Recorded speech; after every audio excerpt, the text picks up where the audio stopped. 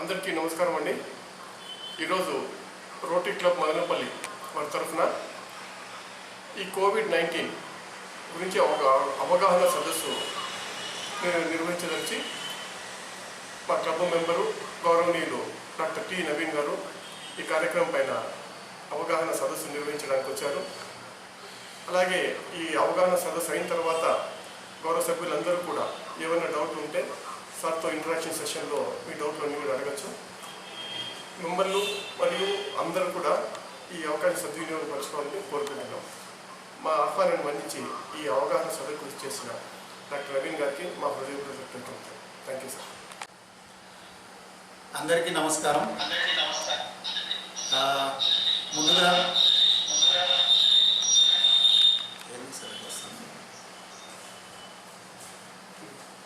ఈ కోవిడ్-19 గురించి ఒక అవగాహన సదస్సు ఆర్గనైజ్ చేసి నన్ను దీనిలో మాట్లాడమని అడిగిన గౌరవనీయులైన రోటరీ క్లబ్ ప్రెసిడెంట్ గారికి, మిగిలిన సభ్యులకి కృతజ్ఞతలు. నాకు తెలిసిన వరకు నేను మీతో షేర్ చేసుకోదలుచుకున్నాను. ఫస్ట్ పాయింట్ ఏమంటే, ఈ కోవిడ్-19 అనేది చాలా కొత్త జబ్బు. ఈ జబ్బు గురించి పూర్తిగా అవగాహన ఇంకా ఎవ్వరికీ లేదు, ప్రపంచంలో ఎవ్వరికీ లేదు. రోజు రోజుకు మనకు తెలిసిన విషయాలు మారుతూ ఉంటాయి. ఆ మార్పుల్ని బట్టి కొత్తగా కొన్ని సూచనలు అవి ఇవ్వాల్సి వస్తుంది, పాత సూచనలు మార్చుకోవాల్సి వస్తుంది. సో ఇది మనం నేర్చుకుంటున్న సమయము. సో అదేవిధంగా ప్రపంచంలో ఉన్న డాక్టర్స్ అందరూ కూడా ఇది కొత్తగా వచ్చిన జబ్బు కాబట్టి ఇంకా నేర్చుకుంటున్నారు. వాళ్లకు ఇప్పటి వరకు తెలిసిన వరకు ట్రీట్మెంట్ అవి జరుగుతున్నాయి. సో రోజు రోజుకు ఇన్ఫర్మేషన్ తెలిసే కొద్దీ దీన్ని ఎట్లా ట్రీట్మెంట్ ఇవ్వాలా, దీనికి కావాల్సిన జాగ్రత్తలు ఏం తీసుకోవాలా, ఇవన్నీ చెప్పి దాన్ని బట్టి అప్పుడప్పుడు బులెటిన్స్ ద్వారా కానీ లేకపోతే పబ్లిక్ అడ్రస్ అంటే ఈ ఇంటర్నెట్ ద్వారా కానీ ఏదైనా అనౌన్స్మెంట్స్ చేసి చెప్తుంటారు. సో ఇప్పటి వరకు నాకు తెలిసిన వరకు నేను మీతో షేర్ చేసుకుంటాను. ఏమైనా డౌట్స్ ఉంటే దయచేసి లాస్ట్లో అడగండి, నాకు తెలిసినంత వరకు నేను ఆన్సర్ చేయగలుగుతాను. వైరస్ వల్ల వచ్చే జబ్బు. సో ఈ వైరస్ పేరు నోవెల్ కరోనా వైరస్. ఈ కరోనా వైరస్ అనేది యాక్చువల్గా చాలా కాలం నుంచి తెలిసిన వైరసే. ఇంతకు ముందు కూడా చాలా జబ్బులు కరోనా వైరసెస్ ద్వారా వచ్చిండే వాటికి ట్రీట్మెంట్ ఇచ్చి బాగా చేసుకునేది అన్నీ అయినాయి. ఇప్పటి వరకు చాలా వరకు కరోనా వైరస్ అంటే అది ఒక గ్రూప్ ఆఫ్ వైరసెస్. సో ఆ గ్రూప్ ఆఫ్ వైరసెస్లో చాలా వరకు వైరసెస్ చాలా మైల్డ్ జబ్బులు క్రియేట్ చేస్తాయి. మెయిన్గా ఊపిరితిత్తులకు సంబంధించినవి, కొంతవరకు ఈ డైరియాస్ అంటే లూజ్ మోషన్స్ అది కావడము. సో ఇలాంటివి వస్తుంటాయి. చాలా మైల్డ్ డిజీజ్ వస్తుంది. సో అది చాలా వరకు దానంతగా అది తగ్గిపోతాయి. అప్పటికప్పుడు జస్ట్ సపోర్టివ్ మేనేజ్మెంట్ అంటాము, అవి చేస్తుంటాం. ఇప్పుడు వచ్చిన జబ్బు మాత్రము కొద్దిగా సివియర్గా ఉంది. రెండవది వచ్చేసి ఇది ఒకరి నుంచి ఒకరికి స్ప్రెడ్ అయ్యే అవకాశాలు చాలా ఎక్కువ ఉన్నాయి. సో దీనివల్ల మనము ఇంత ప్రాబ్లమ్స్ ఫేస్ చేస్తున్నాము. ప్రపంచవ్యాప్తంగా ఒకేసారి ఈ జబ్బు వచ్చింది కాబట్టి ఇది కొద్దిగా ప్రాబ్లం ఎక్కువగా కనిపిస్తుంది, లేకపోతే ఇంత ప్రాబ్లం అయి ఉండేది కాదు. సో ఇది జనరల్గా ఏమవుతుందంటే ఒకరి నుంచి ఒకరికి ఎలా స్ప్రెడ్ అవుతుంది, దీన్ని డ్రాప్లెట్ ఇన్ఫెక్షన్ అంటాము. బేసిక్గా ఏమంటే మనం మాట్లాడేటప్పుడు కానీ, దగ్గినప్పుడు కానీ, తుమ్మినప్పుడు కానీ, లేక అరిచినప్పుడు కానీ ఇలాంటివి ఏమైనా చేస్తే మన నోటి నుంచి ఈ ఎంగిల్ అనేది బయటకు వస్తుంది. అది డ్రాప్లెట్స్, చిన్న డ్రాప్స్ లాగా బయట వస్తుంది. అది బయట వచ్చింది అలాగే మనకు ఈ గాల్లో అట్లా తేలుతుంటుంది. ఎంతవరకు తేలుతుంది అనేది కొద్దిగా కాంట్రవర్సీ ఉంది. సో అది ఇప్పుడు ప్రస్తుతానికైతే మేబీ ఒక 6 feet to 8 feet వరకు అలాగే తేలుతూ పోతుంది అనేసి అంటున్నారు. సో దాన్ని బట్టి దానిలో ఈ వైరసెస్ ఉంటాయి కాబట్టి అది మిగిలిన వాళ్ళు, చుట్టుపక్కల ఉండేవాళ్ళు, అది ఆ డ్రాప్లెట్స్ వాళ్ళు గాలి పీల్చుకున్నప్పుడు అది ముక్కు ద్వారా కానీ నోటి ద్వారా కానీ లోపలికి పోతే వస్తుంది ఇన్ఫెక్షన్. సో దీనికి అంటే మామూలుగా ఏ జబ్బుకైనా మనకు ఒక మనిషికి ఆ క్రిమి లోపలికి పోయిన తర్వాత ఇంక్యుబేషన్ పీరియడ్ అనేది ఒకటి ఉంటుంది. సో ఇంక్యుబేషన్ పీరియడ్ అంటే ఏమి? బేసిక్గా ఆ క్రిమి ఒక్కసారి లోపలికి పోయిన తర్వాత అంటే ఒక్కటే పోదు, చాలా కొన్ని లక్షలు కొన్ని వేలు పోతాయి లోపలికి. అవి పోయిన తర్వాత మన బాడీ యొక్క ఇమ్యూనిటీ దాన్ని స్టాప్ చేయడానికి ప్రయత్నం చేస్తుంది. సో అప్పుడు ఒక ఫైట్ లాగా జరుగుతుంది. మన బాడీ యొక్క రెసిస్టెన్స్ పవరు ఈ బయట నుంచి వచ్చిన క్రిమి. సో ఈ క్రిమి కొంచెం స్ట్రాంగ్గా ఉంటే ఏమవుతుంది, మనిషికి జబ్బు వస్తుంది. క్రిమి చాలా తక్కువగా ఉంటే, చాలా వీక్గా ఉంటే కానీ, నంబర్ తక్కువ ఉంటే కానీ మన ఇమ్యూనిటీ దాన్ని మేనేజ్ చేసుకోగలదు కాబట్టి, దాన్ని వాటిని చంపేస్తుంది కాబట్టి అక్కడ ప్రాబ్లం రాదు. సో ఈ కోవిడ్-19 ఇన్ఫెక్షన్కి మామూలుగా incubation period up to 14 days ఉంటుందండి, 2 weeks. మామూలుగా 5 to 6 days. 5 to 6 days లోపల ఈ ఇన్ఫెక్షన్ వచ్చేది అంటే మనిషికి ఆ సిమ్టమ్స్ వచ్చేదానికి అవకాశాలు ఉంటాయి. సో ఫస్ట్ 5 to 6 days వరకు ఏమి కనపడకపోవచ్చు, ఎవరికి ఏం కనపడకపోవచ్చు. అది 14 days వరకు ఎక్స్టెండ్ కావచ్చు. సో సపోజ్ ఎవరికైనా ఇన్ఫెక్షన్ వచ్చిన తర్వాత 2 weeks తర్వాతనే వాళ్ళకు సిమ్టమ్స్ కనపడచ్చు. సిమ్టమ్స్ అంటే వాళ్ళకు ఏదైనా లక్షణాలు, జబ్బు యొక్క లక్షణాలు. సో ఈ లక్షణాలు ఏముంటాయి? కామన్ లక్షణాలు ఏమంటే ఫీవర్, జ్వరము, డ్రై కాఫ్ అంటే పొడి దగ్గు, మూడవది వీక్నెస్ అంటే టైర్డ్నెస్, బాగా సుస్తుగా ఉండటం అనిపిస్తుంది. సో ఇవి common symptoms. Common symptoms fever యూజువల్గా ఇది కొంచెం హై గ్రేడ్ ఫీవర్ అంటారు. హై అంటే కొద్దిగా ఎక్కువగానే ఉంటుంది, టెంపరేచర్ 103, 102 అలా వస్తుంది. ఇవి కామన్గా చూసే సిమ్టమ్స్. ఇవి డ్రై కాఫ్ అంటే పొడి దగ్గు, కొద్దిగా ఏమి గొంతులో తేమ లేకుండా డ్రైగా ఉన్నట్టు కాఫ్ వస్తుంది. తర్వాత టైర్డ్నెస్, బాగా సుస్తుగా ఉంటుంది. ఇవి కామన్ ప్రాబ్లమ్స్. ఇంకా లెస్ కామన్ అంటే కొద్దిగా రేర్గా కనిపించేటివి ఏంటివి అంటే బాడీ పెయిన్స్, ఒళ్ళు నొప్పులు, తలనొప్పి, సోర్ థ్రోట్ అంటే గొంతులో కొంచెంగా అన్ఈజీ ఫీలింగ్. తర్వాత లూజ్ మోషన్స్ కూడా రావచ్చు. ఇంకా కంజంక్టివైటిస్ అంటే మామూలుగా రెడ్ ఐ అంటే కళ్ళు ఎర్రగా కావడం, దాంట్లో నుంచి పూసి కారడము, తర్వాత నీళ్లు కారడము, అవన్నీ ఉంటాయి. ఇంకా loss of smell and taste, smell, sensations తగ్గిపోతాయి. సో ఏదైనా కొంచెం బ్యాడ్ స్మెల్ ఉండేవి కూడా వాళ్ళు స్మెల్ చేయలేరు. ఇంకా స్కిన్ ర్యాష్ అనేది కొద్దిగా ఈ మామూలుగా ఇప్పుడు ఈ డెంగ్యూ ఫీవర్లో దాంట్లో కూడా వస్తాయి కదా, అలాంటి ర్యాష్ రావచ్చు. ఇంకా రేర్గా వచ్చే discolouration of toes and feet and fingers, వేళ్ళు, చేతి వేళ్ళు, కాళ్ళ వేళ్ళు కొద్దిగా కలర్ మారిపోతాయి, కొంచెం బ్లూ కలర్ అలా వస్తాయి. సో ఇది కొంచెం రేర్గా కనిపిస్తాయి. ఇలాంటి వాళ్ళల్లో కొంచెం సీరియస్ అయినప్పుడు వాళ్ళ ప్రాబ్లం కొంచెం సీరియస్గా ఉంది అని ఎలా మనము డయాగ్నోస్ చేయగలుగుతాం. సో అవి ఏ లక్షణాలు ఉంటే పేషెంట్కి అంటే మనిషికి ప్రాబ్లం ఎక్కువ ఉండొచ్చు అనేది కూడా మనం గమనించుకోవాలి. సో సీరియస్ అంటే ఏమి? ఒకటి చెస్ట్ పెయిన్ అంటే ఛాతీలో నొప్పి, కొద్దిగా టైట్గా ఉండడము, అలాంటిది ఏమైనా ఉంటే ప్రాబ్లం కొంచెం సీరియస్గా ఉంది అని అనుకొని మనము హాస్పిటల్కి ఇమీడియట్గా పిలుచుకొని పోవాల్సి వస్తుంది. రెండవది బ్రీదింగ్ డిఫికల్టీ అంటే ఊపిరి తీసుకోవడం కష్టం కావడం. మూడవది వచ్చేసి blue colour of lips and face అంటే ముఖంలో పెదవులు కానీ, నాలుక కానీ, లేకపోతే ముఖం మొత్తం కానీ బ్లూయిష్ కలర్ కావచ్చు. ఇది మనకు స్కిన్నే కొద్దిగా డార్క్ కలర్ ఉంటుంది కాబట్టి కొద్దిగా కష్టం కనపడటము, బట్ కొంచెం సివియర్ అయినప్పుడు ఖచ్చితంగా బాగా కనిపిస్తుంది. సో కొద్దిగా అది గమనించుకోవాలి. ఇంకొకటి కన్ఫ్యూజన్ అంటే ఇప్పుడు సడన్గా ఏమైనా అంటే ఆ మనిషికి కొద్దిగా ఏమైనా మాట్లాడేది కానీ అది అర్థం కాకపోవడము, వాళ్ళు మాట్లాడేది మనకు ఏదైనా కొద్దిగా కన్ఫ్యూజ్డ్గా ఉన్నట్టు మాట్లాడటము, ఇట్లాంటి కొత్తగా రావడం. అంటే పాత వాళ్ళు ఇప్పుడు కొంచెం ఏజ్డ్ పీపుల్ కన్ఫ్యూజ్డ్గా ఉంటారు మామూలుగానే కొందరికి, అది మెమరీ లాస్ అది అయిన దానివల్ల, అది దీంట్లో ప్రాబ్లం కాదు. బట్ సడన్గా రావడం, అది సడన్గా వచ్చిందంటే అది కొంచెం చూసుకోవాలి.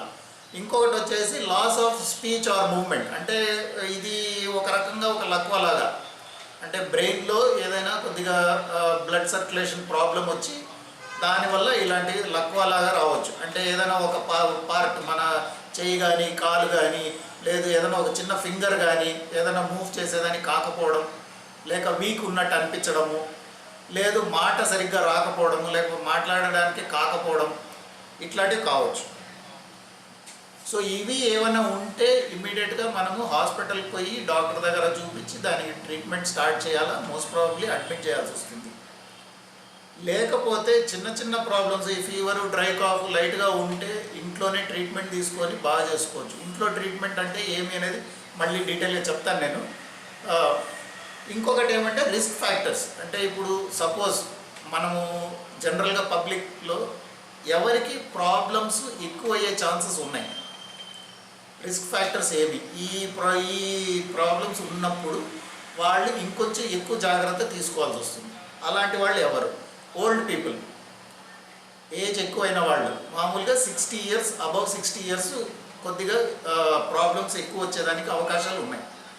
అదేవిధంగా చిన్నపిల్లలు లెస్ దాన్ 5 ఇయర్స్ ఉన్న వాళ్ళకు కూడా రిస్క్ కొద్దిగా ఎక్కువ.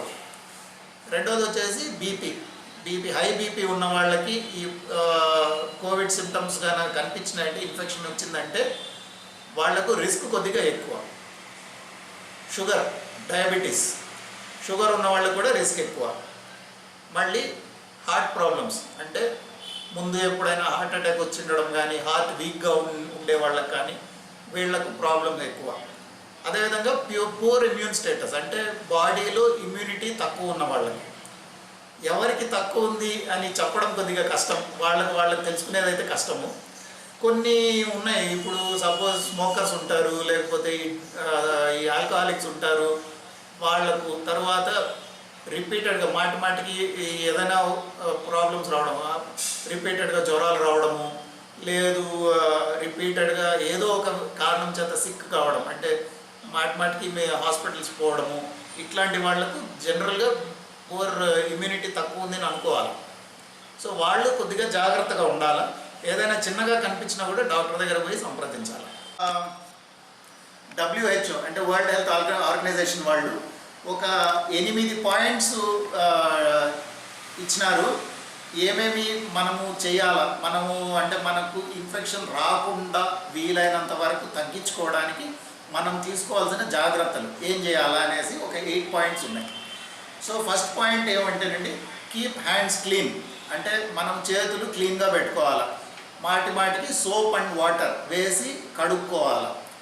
సోప్ అండ్ వాటర్ తో కడుక్కునేది అన్నిటికంటే మంచి పద్ధతి. ఎన్నిసార్లు కడుక్కుంటే అంత మంచిది. ప్రతిసారి కడుక్కున్నప్పుడు సోప్ కనీసం అంటే 20 నుంచి 30 సెకండ్లు మన చేతికి ఉండాలి. దానికంటే తొందరగా మనం చేతులు కడిగేసుకుంటే అంతగా యూజ్ ఉండదు. సోప్ వాటర్ లేని పక్షంలో మనం శానిటైజర్ వాడుకోవచ్చు. ఇప్పుడు హ్యాండ్ శానిటైజర్స్ చాలా డిమాండ్ ఎక్కువైపోయింది. అందరూ హ్యాండ్ శానిటైజర్సే వాడుకోవాలని అనుకుంటున్నారు. అది సోప్ అండ్ వాటర్ కంటే బెటర్ అని అనుకుంటున్నారు. అది యాక్చువల్లీ కరెక్ట్ కాదు. Soap and water is the best. Sanitiser కూడా మనం చూసుకొని కొంచెం మంచి కంపెనీది, మినిమం 70% ఆల్కహాల్ ఉండాలి. అలాంటిదే తీసుకోవాలి. ఇప్పుడు చాలామంది హర్బల్ శానిటైజర్స్ అవి ఇవి దొరుకుతున్నాయి మార్కెట్లో. అవి ఎంతవరకు యూజ్ అవుతాయి అనేది కొద్దిగా డౌట్ఫుల్ అండి. సో నా పర్సనల్ ఒపీనియన్ అయితే అవి వాడేది మంచిది కాదు. రెండవది వచ్చేసి డిస్టెన్స్ మెయింటైన్ చేయడం. డిస్టెన్స్ అంటే ఎంత? ముందైతే 3 feet డిస్టెన్స్ చాలు అని చెప్పేవాళ్ళు, ఇప్పుడు దాన్ని 6 feet చేశారు. So minimum 6 feet distance from any other person, especially if the person is not wearing mask. Mask వేసుకోకుండా ఉండేవాళ్ళు కనీసం అంటే 6 అడుగుల దూరం మెయింటైన్ చేయాలి. మూడవది వచ్చేసి అవాయిడ్ క్రౌడెడ్ ఏరియాస్. అంటే ఎక్కడైనా కానీ జనం గుమిగూడి ఉంటే దాని దగ్గరికి పోవద్దండి. ముఖ్యంగా టెంపుల్స్, మాస్క్స్, చర్చెస్, తర్వాత ఈ ఫంక్షన్స్, మార్కెట్స్, ఇట్లాంటివి ఎక్కడ కూడా అవాయిడ్ చేయడం బెటర్. ఒకవేళ తప్పనిసరిగా పోవాలంటే మనము ప్రాపర్ అన్ని జాగ్రత్తలు తీసుకొని పోవాలి. మాస్క్ వేసుకోవాలి, మనము వీలైతే ఫేస్ షీల్డ్ కూడా పెట్టుకుంటే బెటర్. అది ఇంకొంచెం బెటర్, ఇంకొంచెం ఎక్కువ ప్రొటెక్షన్ వస్తుంది. తర్వాత వీలైనంత వరకు అక్కడ ఏమీ టచ్ చేయకుండా మన పని మనం చూసుకొని అందరికీ ఒక 6 feet డిస్టెన్స్ మెయింటైన్ చేయగలిగితే ఇంకా మంచిది. చేసి వచ్చేయడం, తొందరగా పోవడం, తొందరగా వచ్చేయడం, అక్కడ ఎక్కువ టైం స్పెండ్ చేయకుండా, ఇది మంచిది. బయట పోయినప్పుడు most important, don't touch face. మన ముఖాన్ని అస్సలు టచ్ చేయకూడదు, మన చేతులతో కూడా టచ్ చేయకూడదు. ఇది చాలా ఇంపార్టెంట్ అండి. ఎందుకంటే మన చేతులు ఎక్కడ మనం పెట్టింటాము, ఏం చేసింటాము మనకి ఏం తెలియదు. చేతుల మీద ఉండేంత వైరస్ ఇంకెక్కడ కనపడదు 90%. సో మనము మన ముఖాన్ని టచ్ చేయకూడదు. మళ్ళీ ఇంకా ఇది చాలా వాట్సాప్ వీడియోస్ వచ్చినాయి. దగ్గినప్పుడు తుమ్మినప్పుడు ఇట్లా ఎల్బో అడ్డం పెట్టుకొని దగ్గాల తుమ్మాల. ఊరికి ఇట్లా పెట్టుకొని దగ్గడం తుమ్మడం మంచిది కాదు. నెక్స్ట్ వచ్చేసి మైల్డ్ సిమ్టమ్స్. సపోజ్ మనకి ఎవరికైనా కానీ లైట్గా దగ్గు కానీ జలుబు కానీ జ్వరం కానీ ఏదైనా లైట్గా వచ్చినా కూడా ఐసోలేట్ చేసుకోవడం బెటర్. అంటే మనము మన ఫ్యామిలీ వాళ్ళకు కూడా దూరంగా ఉండడం మంచిది. ఇది యాక్చువల్గా అన్ని రకాల వైరల్ ఫీవర్స్లో, వైరల్ డిజీజెస్లో ఇది వర్తిస్తుంది. బట్ ఇప్పుడు ఈ కోవిడ్ సిమ్టమ్స్, కోవిడ్ వచ్చిన జబ్బు వల్ల ఇది కొంచెం ఎక్కువ హైలైట్ అవుతుంది. యాక్చువల్గా ఇది అన్నిటికీ ఇది ఫాలో అవ్వడం బెటర్. ఇంకా సివియర్ సిమ్టమ్స్ వస్తే ఇంకా మనం డాక్టర్ని పోయి కలవాలి. ఇంకా final thing, keep updated with latest information. ఇది ఇంకా ఏం చేయలేము యాక్చువల్గా, బికాస్ మాకు కూడా అంటే ఈవెన్ WHO వాళ్ళకు కూడా పూర్తిగా ఇన్ఫర్మేషన్ లేదు దీని గురించి. సో ఇంకా ఫ్యూచర్లో ఏం జరుగుతుంది ఏమి అనేది కొత్తగా నేర్చుకొని మళ్ళీ వాళ్ళ రికమెండేషన్స్ రోజు రోజుకి మార్చుకుంటున్నారు. సో దాన్ని బట్టి ఆ మార్పులు మనకు తెలియాలి కాబట్టి మనం ఆ ఇన్ఫర్మేషన్ అప్పుడప్పుడు జస్ట్ కనుక్కుంటూ ఉండాలి. ఇది అబౌట్ ప్రివెన్షన్. మాస్కుల గురించి నేను మళ్ళీ చెప్తాను ఇదంతా అయిపోయిన తర్వాత ల్యాబ్ టెస్ట్ గురించి కూడా చాలా డౌట్స్ ఉన్నాయి. సో 3 types ఆఫ్ టెస్ట్ ఉన్నాయి బేసిక్గా. ఒకటి యాంటీజెన్ డిటెక్టింగ్ టెస్ట్, రెండవది యాంటీబాడీ డిటెక్టింగ్ టెస్ట్, మూడవది PCR. సో అంటే జనరల్ పబ్లిక్కి యాంటీజెన్, యాంటీబాడీ, PCR అంటే ఏమనేది కొద్దిగా చెప్పాలి కాబట్టి కొంచెం చెప్తాను. యాంటీజెన్ అనేది ఏమంటే మన వైరస్ మీద ఉండే ప్రోటీన్. అది వైరస్ పైన అంటే మీరు ఈ ఫొటోస్లో చూసింటారు, బాగా కొమ్ముల్లాగా ఉంటాయి చుట్టూ వైరస్కి. ఆ కొమ్ములు అనేటివి యాంటీజెన్స్ బేసిక్గా. సో అది ఏమిటికి యూజ్ అవుతుంది? యాంటీజెన్ ద్వారానే వైరస్ వచ్చి మన సెల్స్కి అటాచ్ అవుతుంది. సో యాంటీజెన్ యాక్చువల్గా ఒక దానికి మన కణానికి, సెల్కి అటాచ్ చేసే ఒక పదార్థం. సో దాన్ని డిటెక్ట్ చేయడం అనేది ఒక విధమైన టెస్ట్. రెండోది యాంటీబాడీ టెస్ట్. యాంటీబాడీ అంటే ఏమంటే, యాంటీబాడీ అనేది మన శరీరము దానికి ఇప్పుడు వైరస్కి అగేన్స్ట్గా ప్రొడ్యూస్ చేసే ప్రోటీన్. అది ఏం చేస్తుందంటే ఈ యాంటీజెన్ పోయి అటాచ్ అయిపోయి దాన్ని ఓపెన్ చేసేసి, మొత్తం వైరస్ని ఓపెన్ చేసేసి జెనెటిక్ మెటీరియల్ బయటికి తీసేస్తుంది. దానివల్ల ఏం యూజ్ అంటే అది వైరస్ చచ్చిపోతుంది అక్కడికి, ఇంకా మళ్ళీ దాని ఎఫెక్ట్ ఉండదు. రెండో విధానం, ఈ యాంటీబాడీస్ ఇంకొక విధంగా ఎట్లా పనిచేస్తాయంటే లోపల ఉన్న జెనెటిక్ మెటీరియల్కి అగేన్స్ట్గా కూడా తయారవుతుంది. సో దానివల్ల జెనెటిక్ మెటీరియల్ కూడా చచ్చిపోతుంది. సో ఈ 2 విధాలుగా పనిచేస్తాయి యాంటీబాడీస్. సో యాంటీబాడీస్ అనేటివి బేసిక్గా మన బాడీలో ప్రొడ్యూస్ అయ్యే ఇమ్యూన్ సిస్టమ్ వల్ల వచ్చే ప్రోటీన్స్. సో అది రెండోది. PCR అనేది కొద్దిగా కాంప్లికేటెడ్, ఇది పాలిమరేస్ చైన్ రియాక్షన్ అంటారు. సో జనరల్ పబ్లిక్కి అది అవసరం లేదనిపిస్తుంది. PCR అనేది ఏమి అనేది మీకు ఎక్స్ప్లెయిన్ చేయడం అవసరం లేదు. సో అదొక టెస్ట్ ఉంది అంతే. సో ఆ టెస్ట్ యాక్చువల్గా అన్నిటికంటే best test PCR test. Sir ఉన్న వాటిల్లో PCR టెస్ట్ అన్నిటికంటే మంచి టెస్ట్. ఇది కానీ పాజిటివ్ వచ్చిందంటే 100% వాళ్ళకు కోవిడ్ ఇన్ఫెక్షన్ ఉన్నట్టే. నెగిటివ్ వచ్చిందంటే మేబీ 99% నెగిటివ్ అన్నట్టు, 1% ఇంకా కొంచెం డౌట్ ఉంది. బట్ ఏమంటే దీనిలో ప్రాబ్లము, ఇది PCR టెస్టు 3 days పడుతుంది మామూలుగా రిపోర్ట్ రావడానికి. సో అది problem. Antigen test are equally good. About 30 minutes పడుతుంది రిపోర్ట్ రావడానికి. పాజిటివ్ అయితే 99% పాజిటివ్గా ఉంటారు. నెగిటివ్ అయితే దానిలో అది మళ్ళీ కన్ఫర్మ్ చేసుకోవాలి పీసీఆర్ టెస్ట్ ద్వారా. ఇవి రెండు డయాగ్నోస్ చేయడానికి ఇవి రెండు యూజ్ అవుతాయి. ఈ యాంటీబాడీ టెస్ట్ అనేసి కొంతమంది యూజ్ చేస్తున్నారు. యాంటీబాడీ టెస్ట్ యాక్చువల్గా డయాగ్నోస్ చేయడానికి పెద్దగా యూజ్ కావు. యాంటీబాడీ టెస్ట్ ఏంటికి యూజ్ అవుతుందంటే మన బాడీలో దీనికి అగెన్స్ట్గా ఇమ్యూనిటీ పెరిగిందా లేదా అని తెలుసుకునేదానికి యూజ్ అవుతుంది. ఇది అన్నిటికంటే ర్యాపిడ్, అంటే 5 minutesలో తెలిసిపోతుంది రిజల్ట్. బట్ ఆ మనిషికి కోవిడ్ ఇన్ఫెక్షన్ ఉందా లేదా అని చెప్పేదైతే దీనివల్ల వీలు కాదు. So no use. ఇంకా ట్రీట్మెంట్ గురించి, viral fevers or viral infections ఏదైనా కానీ ట్రీట్మెంట్ ఆల్మోస్ట్ ఒకటే ఉంటుంది, ఓన్లీ సిమ్టమాటిక్ ట్రీట్మెంట్. అంటే ఏమి, ఫీవర్ వస్తే ఫీవర్కి పారాసెటమాల్ వేసుకోవడం, జలుబు వస్తే జలుబుకి సెట్రిజిన్ వేసుకోవడం, దగ్గు వస్తే దగ్గు మందు తాగడం, ఇంకా ఇవే మెయిన్గా ఉంటాయి. సివియర్ ఇన్ఫెక్షన్స్ వచ్చినప్పుడు, అంటే ప్రాబ్లం బాగా సివియర్గా ఉన్నప్పుడు ఇంకా వెంటిలేటర్ అవసరము, అవన్నీ అవసరం పడతాయి. అవి యాక్చువల్గా ఇక్కడ డిస్కస్ చేయాలనో లేదో నాకు తెలీదు. సో ఈ యాంటీవైరల్ డ్రగ్స్ అవి వాడడము అవసరమా లేదా అనేది యాక్చువల్గా మీరు ఎవరిని సంప్రదిస్తారో వాళ్ళ డాక్టర్కి వదిలేయాల. అవి కూడా ఈవెన్ మైల్డ్ ఇన్ఫెక్షన్స్లో అవసరం లేదంటారు. కొన్ని మందులు వచ్చినాయి యాక్చువల్గా. యాంటీవైరల్స్ మామూలుగా ఇప్పుడు బ్యాక్టీరియల్ ఇన్ఫెక్షన్స్కు యాంటీబయాటిక్స్ వాడినంత ఎఫెక్టివ్ అయితే కాదు. కొంతవరకు జబ్బుని తగ్గించవచ్చు, బట్ పూర్తిగా అయితే పోదు. సో యాంటీవైరల్స్ డైరెక్ట్గా వాడకుండా ఉండడము అనేది యాక్చువల్గా ఆ పర్టికులర్ టైంలో ఆ పర్టికులర్ పేషెంట్కి యూజ్ అవుతుందా కాదా అనేది అప్పటికప్పుడు డిసైడ్ చేసుకోవాలి. సో అది డాక్టర్కే వదిలేయాలి. ఇంకా కొన్ని మందులు ఉన్నాయి. ఇప్పుడు ఈ హెచ్సిక్యూఎస్ అనేసి హైడ్రాక్సిక్లోరోక్విన్ అనే దాని గురించి కొద్దిగా కాంట్రవర్సీ ఉంది. సో అది ఇప్పటి వరకు అయితే ఆ కాంట్రవర్సీ పూర్తిగా క్లియర్ కాలేదు.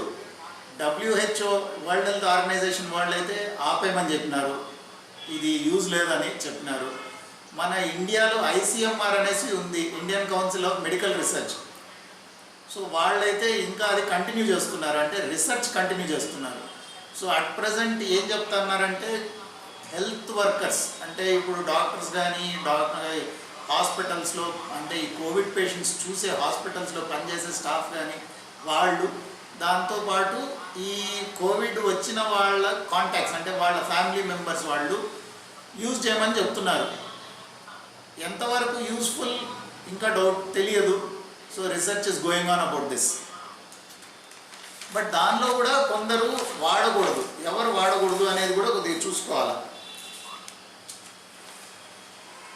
ఫస్ట్ పాయింట్, చిల్డ్రన్, చిన్నపిల్లలు 15 years బిలో ఉన్నవాళ్ళు అస్సలు ఇవ్వకూడదు ఈ హైడ్రాక్సిక్లోరోక్విన్. రెండోది హార్ట్ ప్రాబ్లమ్స్ ఉన్నవాళ్ళు. హార్ట్ ప్రాబ్లమ్స్ అంటే కొన్ని హార్ట్ ప్రాబ్లమ్స్ ఈ హెచ్సిక్యూఎస్తో కాంప్లికేషన్స్ వస్తుంది కాబట్టి అది అవాయిడ్ చేయడం బెటర్. మూడోది వచ్చేసి దానికి అలర్జీ, అంటే ఆ పర్టికులర్ మెడిసిన్కి అలర్జీ ఉంది అని తెలిసింటే వాడద్దండి. నాలుగోది రెటినోపతి అంటే మనకు ఐలో కొద్దిగా కొన్ని ప్రాబ్లమ్స్ ఉంటాయి, రెటినాలో కొన్ని ప్రాబ్లమ్స్ ఉంటాయి. అట్లాంటి సిచ్యువేషన్ ఉన్నవాళ్ళు ఇది వాడకూడదు. తర్వాత గ్యాస్ట్రిక్ ట్రబుల్, అంటే ఈ హెచ్సిక్యూఎస్ కడుపులో పోయి బాగా తిప్పుతుంది కడుపు. సో అది ఏమైనా ఆల్రెడీ అల్సర్ ఉండి లేకపోతే గ్యాస్ట్రైటిస్ ఉండి ఆల్రెడీ దానికి ట్రీట్మెంట్ తీసుకుంటూ ఉండేది కానీ, లేకపోతే ట్రీట్మెంట్ లేకుండా అప్పుడప్పుడు ఇబ్బంది పడుతూ ఉండేవాళ్ళు కానీ, ఇది అవాయిడ్ చేయడం బెటర్. సో దీనికి యాక్చువల్గా ట్రీట్మెంట్ అయితే బిట్వీన్ 1 and 3 weeks వరకు తీసుకోవాల్సి వస్తుంది. సో అది డీటెయిల్స్ ఎవరికైనా కావాలంటే నన్ను పర్సనల్గా అడగని చెప్పగలుగుతాను. ఇక్కడ ఓవరాల్గా చెప్పడం నాకైతే అనవసరం అనిపిస్తుంది. ఇంకా ఇంట్లో మనం తీసుకోగలిగిన జాగ్రత్తలు, అంటే ఇమ్యూన్ మెకానిజం, మన ఇమ్యూనిటీ ఇంప్రూవ్ చేసుకోవడానికి కోసం ఏం చేయొచ్చు అనేది జస్ట్ ఒక 5-6 points ఉన్నాయని చెప్తాను. అంటే ఇవి అందరికీ తెలిసినటివే. మంచి ఆరోగ్యకరమైన ఆహారం తీసుకోవడం, రెగ్యులర్గా ఎక్సర్సైజ్ చేయడం, ఎక్కువ దీని గురించి ఆలోచనలు పెట్టుకోకుండా ఉండడము, ఎక్కువ టెన్షన్ పడేది అది లేకుండా కొంచెం పీస్ఫుల్గా ఉండడం, మనం తీసుకునే ఫుడ్లో కొద్దిగా కూరగాయలు, ఆకుకూరలు, పండ్లు ఇలాంటివి ఎక్కువ తీసుకోవడం. పండ్లలో కూడా ఈ సిట్రస్ ఫ్రూట్స్ అంటే ఆరెంజెస్, ద్రాక్ష, పైనాపిల్ ఇట్లాంటివి తీసుకోవడం ఇంకొంచెం బెటర్. ఇంకా ఆహారం తీసుకునేది కూడా కొద్దిగా ఫ్రెష్గా ప్రిపేర్ చేసిండే ఆహారం తీసుకునేది మంచిది. ఇది అబౌట్ కోవిడ్ అండి. సో ఇంకా నెక్స్ట్ వచ్చేసి మాస్క్స్ గురించి కొద్దిగా డౌట్స్ ఉన్నాయి జనరల్గా అందరికీ. సో అవి కొద్దిగా ఎక్స్ప్లెయిన్ చేస్తాను. కొన్ని పాయింట్స్ ఉన్నాయి, సో అది చెప్తాను. మాస్కుల గురించి, మాస్క్స్ అనేటివి యాక్చువల్గా అట్ ప్రజెంట్ జనరల్గా 3 టైప్స్ ఉన్నాయి. ఒకటి క్లాత్తో చేసిన, మామూలు క్లాత్తో చేసిండేటివి. రెండవది వచ్చేసి సర్జికల్ మాస్క్స్. అంటే సర్జికల్ మాస్క్ అంటే మేము మామూలుగా ఆపరేషన్స్ చేసేటప్పుడు అప్పుడు వాడే మాస్క్. మూడవది వచ్చేసి N95 లేకపోతే N99 అనేసి అంటున్నారు. సో ఇవి 3 types of masks. But general principles first చెప్తాను, దెన్ మాస్క్ టైప్స్ గురించి కూడా చెప్తాను. జనరల్ ప్రిన్సిపల్స్, మాస్క్ వేసుకోవడం ఎట్లా వేసుకోవాలో, మనము దానికి ఏమేమి జాగ్రత్తలు తీసుకోవాలా, ఎలా వేసుకుంటే అది మనకు మంచిది, ఎలా వేసుకుంటే మనకు యూజ్ లేదు అనేది ఒక 7-8 పాయింట్స్ ఉన్నాయి, చెప్తాను.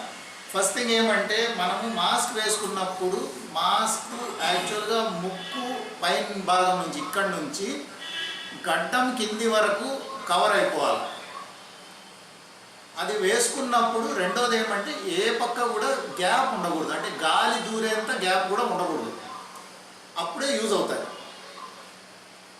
అది వేసుకున్న తరువాత మనము ఫ్రీగా మాట్లాడేదానికి వీలు కావాలి, లేకపోతే అది అంటే అంత మంచిది కాదు. అంటే కొద్దిగా బ్రీదింగ్ ఫ్రీగా ఉండాలి, మాట్లాడేదానికి కూడా వీలు కావాలి. వేసుకున్న తరువాత మనము మాస్క్ బయట భాగం ఇట్లా అవుట్ సైడ్ పోర్షన్ టచ్ చేయకూడదు. మనం ఎట్టి పరిస్థితుల్లో కూడా టచ్ చేయకూడదు.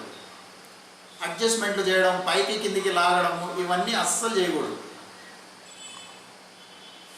మాస్క్ ఎప్పుడు డ్రైగా ఉండాలి. ఎప్పుడైనా బై ఛాన్స్ మనం మాట్లాడే దాని వల్ల కానీ, లేకపోతే ఏదైనా వర్షం పడేదో, లేకపోతే ఏదైనా నీళ్లు పడేదో, ఏమైనా వెట్ అయిపోతే అది పనికిరాదు, తీసేయాల్సింది. తీసేసి డ్రై మాస్క్ వేసుకోవాలి. వాష్ చేయగలిగితే మాస్క్ అంటే క్లాత్ మాస్క్స్ మినిమం డైలీ ఒక్కసారైనా వాష్ చేయాలి. మనం మాస్క్ని వాష్ చేసిన తర్వాత మాస్క్ కండిషన్ ఎట్లుంది, అంటే డ్రై అయిపోయిన తర్వాత మాస్క్ కండిషన్ ఎట్లుంది చూసుకోవాలి. బాగా పల్చగా అయిపోయింటే యూజ్ చేయకూడదు, అది తీసేసి కొత్తది తీసుకోవాలి. సర్జికల్ మాస్క్ అంటే మేము యూజువల్గా సర్జికల్ అంటే డిస్పోజబుల్ మాస్క్స్ వస్తాయి, అది నేను చూపిస్తాను మళ్ళీ. అవి యూజ్ చేసేటట్టుగా ఉంటే మ్యాక్సిమం అబౌట్ 8 to 10 hours వాడచ్చు. దాని తర్వాత దాన్ని తీసేయాలి. తీసేసి దాన్ని డిస్పోజ్ చేసేయాలి. డిస్పోజ్ చేసేయడం అంటే తీసి ఎక్కడ అంటే అక్కడ పడేయడం కాదు, తీసుకొని ఒక డస్ట్బిన్లో వేసేయాలి. డస్ట్బిన్ కూడా మూత ఉండే డస్ట్బిన్ యూజ్ చేస్తే బెటర్. అది వేసేసి మూత మూసేయాలి. ఓకే, మాస్క్ వేసుకునే టెక్నిక్ ఉందండి, జస్ట్ చెప్తాను. ఫస్ట్ మనము మాస్క్ వేసుకునే ముందు చేతులు బాగా వాష్ చేసుకోవాలి, నీట్గా కడుక్కోవాలి మన చేతులు. వాష్ చేసుకున్న తరువాత ఇది సర్జికల్ మాస్క్, ఇవి మాత్రమే టచ్ చేయాలి. మనం ఈ పక్కన ఉన్న రింగ్స్ మాత్రమే టచ్ చేయాలా, మధ్యలో ఎక్కడ టచ్ చేయకూడదు. రెండోది మాస్క్కి ఇప్పుడు నేను టచ్ చేస్తాను, నన్ను ఈ బార్డర్ చూసుకోవాలి. ఒక బార్డర్లో మామూలుగా ఒక కత్తి లాంటిది ఒకటి, ఒక కొంచెము అంటే బెండ్ చేయగలిగిండేది ఒక ప్లాస్టిక్ పీస్ ఒకటి పెట్టింటారు. ఆ పీస్ ముక్కు పైకి రావాల్సి వస్తుంది, అది కిందికి కాదు, పై భాగంలో రావాలి. తరువాత ఈ మాస్క్ వేసుకునేటప్పుడు ఇది మాత్రం పట్టుకొని అంతే. ఇది వేసుకున్న తర్వాత ముక్కు మీద ఇట్లా ప్రెస్ చేసుకోవాలి. ప్రెస్ చేసుకుంటే మన ముక్కుకు కరెక్ట్గా అది మోల్డ్ అయిపోతుంది. చూడండి, అది ఇట్లా షేప్ మన ముక్కు షేప్కి వచ్చేస్తుంది, అది అట్లే రావాలి. అది వేసుకున్న తర్వాత మళ్ళీ దాన్ని పైన కింద అడ్జస్ట్ చేయకూడదు, ఎస్పెషలీ ఈ పోర్షన్ మనం టచ్ చేయకూడదు. మాస్క్కి 2 సర్ఫేసెస్ ఉన్నాయి. ఒకటి డార్క్ కలర్ ఉంది, ఒకటి లైట్ కలర్ ఉంది. దీనిలో మీకు అర్థమవుతుందో లేదో తెలియదు. కొద్దిగా డార్క్ ఉంది, ఒకటి లైట్ కలర్ ఉంది. ఈ సర్ఫేస్ లైట్ ఉంది, ఈ సర్ఫేస్ డార్క్ ఉంది. సో ఈ డార్క్ సర్ఫేస్ బయట పక్కకు ఉండాలి, లోపల పక్కకు ఉండకూడదు.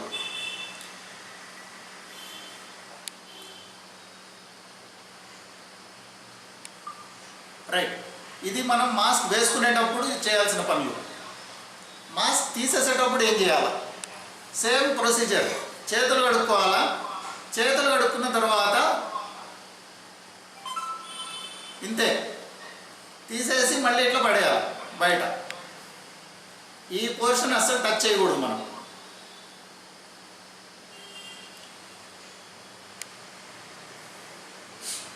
తర్వాత ఇంకొకటి, మనం మాస్క్ సపోజ్ మనం కొనుక్కోబోతున్నాం, సపోజ్ షాపు పోతాం, కొనుక్కోవాలనుకుంటాం. ఇట్లాంటి మాస్క్లు అయితే ఓన్లీ థింగ్ ఇది చూడాలి, ఈ బార్డర్ ఉందా లేదా చూసుకుంటే చాలు. తరువాత రెండవది, మనము షాపుకి పోయినప్పుడు మాస్క్ తీసుకునేటప్పుడు ఏమేమి చూడాలి? ఒకటి, క్లాత్ మాస్క్ అయితే కనీసం 2 లేయర్స్ ఉండాలి మాస్క్. సింగిల్ లేయర్ క్లాత్ అయితే జస్ట్ పనికిరాదు, వేస్ట్. సో 2 లేయర్స్ మినిమం ఉండాలి మాస్క్కి. రెండవది వచ్చేసి, మనం వేసుకున్నప్పుడు మనకు ప్రాపర్గా ఫిట్ అవుతుందా లేదా చూసుకోవాలి. అంటే మన ఫేసెస్ ఒక్కొక్కరిది ఒక్కొక్క షేప్లో ఉంటుంది. సో అందరికీ అన్ని మాస్కులు కరెక్ట్గా ఫిట్ అవుతాయని చెప్పలేము. సో మనం వేసుకొని చూడాలి. వేసుకొని చూసేదానికి యాక్చువల్లీ షాప్ వాడు ఒక్కడు, బట్ కనుక్కోవాలి.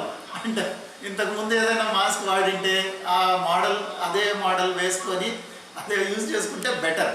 మనకు ప్రాపర్గా ఫిట్ కావాలా, మనకు కంఫర్టబుల్గా ఉండాలా. రెండోది, మనం వేసుకున్నప్పుడు మాట్లాడగలగాలి ఫ్రీగా. ఇది మళ్ళీ ఇంకా మూడోది, ఈ బెండ్ చేయగలిగిన బార్డర్ ఇది ఉండాలి. సపోజ్ ఇప్పుడు నాలాగా గ్లాసెస్ వేసుకునే వాళ్ళకి కొన్ని ప్రాబ్లమ్స్ ఉంటాయి. మాస్క్ వేసుకుంటే ఆ బ్రీదింగ్ చేసేటప్పుడు ఆ గాలి పైకి వచ్చి మొత్తం అంతా ఫాగ్ అయిపోతుంది, అంటే మొత్తం బ్లర్ అయిపోతుంది. ఈ బ్లర్ కాకుండా ఉండేదానికి కొన్ని టెక్నిక్స్ ఉన్నాయి. అవి ఏంటివి? ఒకటి, ఈ బెండబుల్ బార్డర్ ఇది వేసుకునేసి బాగా ప్రాపర్గా ఇట్లా ప్రెస్ చేసేసి పై బార్డర్ నుంచి గాలి బయటికి రాకుండా చేసుకోవాలి. సో ఒకవేళ అది చేయగలిగితే ఓకే. ఒకవేళ అది పెట్టినా కూడా మనకు ఇంకా అట్లా ఫాగింగ్ అవుతుంది అంటే ఏం చేయొచ్చు? పై పోర్షన్ ఇక్కడ ఇట్లా సెలో టేప్ ఒకటి వేసేసి అతికించుకునేయచ్చు. మాస్క్ బార్డర్కి మన ముఖానికి ఇట్లా సెలో టేప్ వేసి అతికించుకునేస్తే గాలి బయటికి పైన రాదు, అప్పుడు మనకు గ్లాసెస్ అట్లా బ్లర్ కావు. లేదంటే ఇంకొకటి చేయొచ్చు, ఈ బార్డర్ పై బార్డర్లో కొద్దిగా కాటన్ కానీ ఏదైనా కాటన్ క్లాత్ కానీ ఏదైనా ఒకటి వేసేసుకొని కొంచెం థిక్గా మళ్ళీ మాస్క్ వేసుకోవచ్చు. మాస్క్ వేసుకున్న తర్వాత ఇంకోటి ఏం చేయొచ్చు అంటే ఇట్లా వేసుకునేసి గ్లాసెస్ దీనిపైకి వేసుకోవచ్చు. ఇట్లాగానే వేసుకున్నామంటే యూజువల్గా మనకు ఈ ఫాగింగ్ రాదు.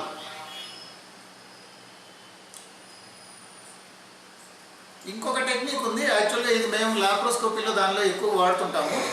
Washing with soapy water. అంటే మన గ్లాసెస్ తీసుకునేసి సోప్ వాటర్లో కొద్దిగా వాష్ చేసేసి వేసుకున్నామంటే ఆ సోపీ వాటర్ ఒక థిన్ ఫిల్మ్ లాగా ఫామ్ అయి ఉంటుంది. ఆ ఫామ్ అయ్యే దానివల్ల ఆ ఫాగ్ అనేది కాదు, మనకు బ్లర్ కాదు. ఇది కూడా చేయొచ్చు. ఇప్పుడు కొత్తగా ఏమవుతుందంటే మాస్క్ విత్ షీల్డ్ వస్తుంది, పైకి ఒక ప్లాస్టిక్ షీల్డ్ లాగా కవరింగ్ లాగా వస్తుంది. సో అది ఎంతవరకు యూజ్ అవుతుంది? ఇలాంటివి. సో ఇది యాక్చువల్గా చాలా యూస్ఫుల్. ఎవరికి యూస్ఫుల్ అంటే మనము ఏదైనా ఇప్పుడు షాపింగ్ పోతాం, బయట కూరగాయలు అవి కొనాలా లేకపోతే సరుకులు కొనాలా, అప్పుడు పోయినప్పుడు ఏమవుతుందంటే షాప్స్లో ఇప్పుడు టైమింగ్స్ చాలా తక్కువ ఉన్నాయి కాబట్టి క్రౌడింగ్ ఎక్కువ ఉంటుంది. సో ఆ టైంలో ఓన్లీ మాస్క్ వేసుకునే దానికంటే దాంతోపాటు ఈ షీల్డ్ కూడా పెట్టుకొని పోవడం బెటర్. మనకు ప్రొటెక్షన్ ఇంకా కొంచెం బెటర్గా ఉంటుంది.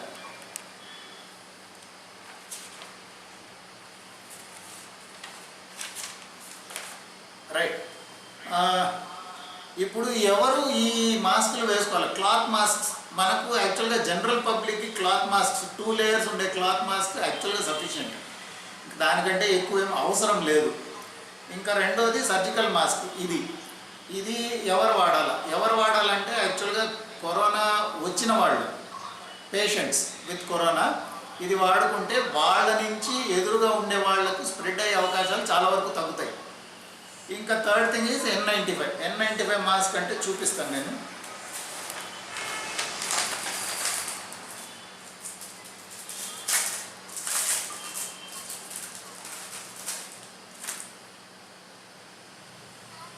ఇట్లా ఉంటుంది. సో ఇవి కూడా చాలా డూప్లికేట్స్ వచ్చేసినాయి, చూసుకొని తీసుకోవాలా.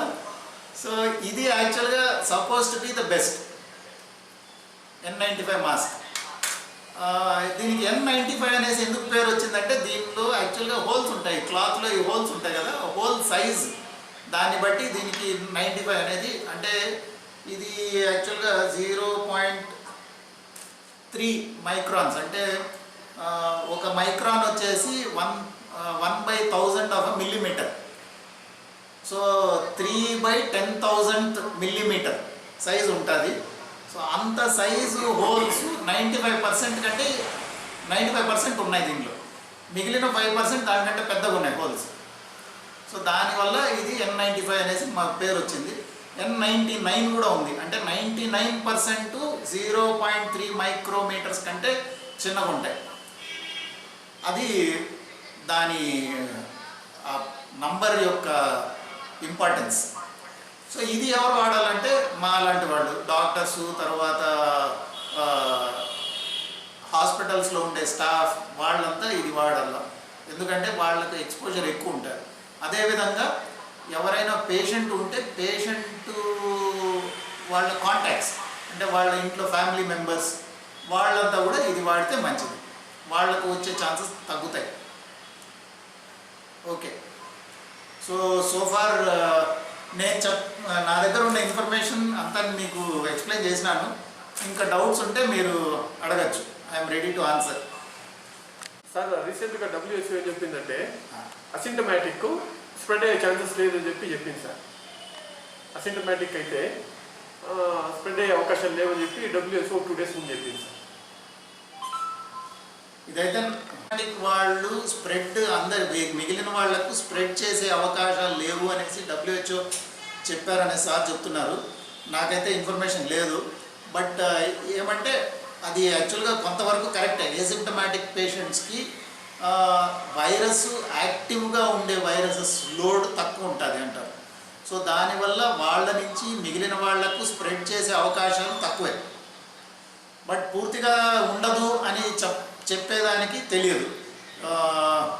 ఇప్పుడు ప్రజెంట్ మేబీ అట్లా ఉండొచ్చు ఇన్ఫర్మేషన్, ఫ్యూచర్లో మళ్ళీ మారచ్చు, అట్లా కూడా మారచ్చు, లేదు ఖచ్చితంగా రాదు అని కూడా చెప్పచ్చు. సార్ మూర్తి సార్